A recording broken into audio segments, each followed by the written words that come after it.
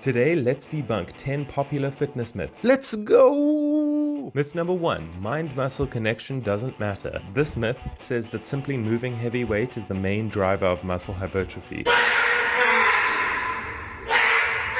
While progressive overload is important, there are multiple studies to show that lifters get better gains if they feel the muscle they are targeting while lifting. This is particularly true of lighter accessory training. Number 2, low-carb diets cause fat loss. Ultimately, a caloric deficit is what causes fat loss. This can be done by reducing any macronutrient. There is no perfect macro distribution for fat loss. That's a relief.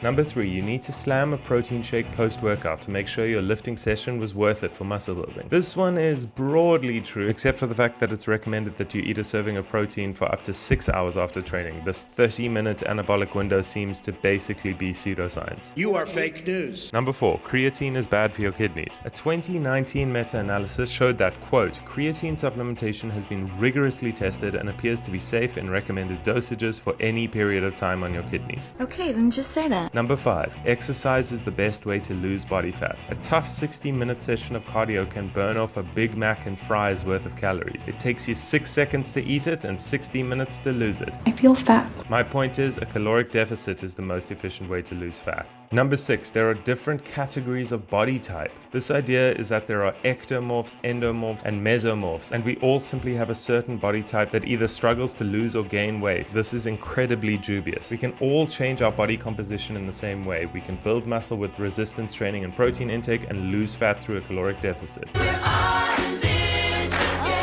Number 7, training your core will give you visible abs. Your abdominals are muscles like any other on your body, so if they're trained with intensity and progressive overload, they will grow bigger. However, for most people, the easiest path to visible abdominals is a low body fat percentage, not vigorous training. I'll do some push-ups, do some abs. Number 8, you need to eat big to get big. This is a super pervasive myth, and it isn't entirely wrong. It is true that to optimize muscle building, particularly inexperienced lifters, you do need to eat a high protein diet and a caloric surplus. However, a lean bulk is usually about 300 to 400 calories over maintenance, not just eating for eating's sake. Number 9, cardio will kill your gains. This myth suggests that doing cardio alongside weight training will mean you don't build muscle. Dr. Andy Gulpin says that this interference effect is not as significant as we used to think, and you can do 3 to 4 hours of cardio a week without hampering gains. Yes, science! And number 10, low reps are for strength and high reps are for size. This one is sort of true. Lower reps and heavier loads do tend to lend themselves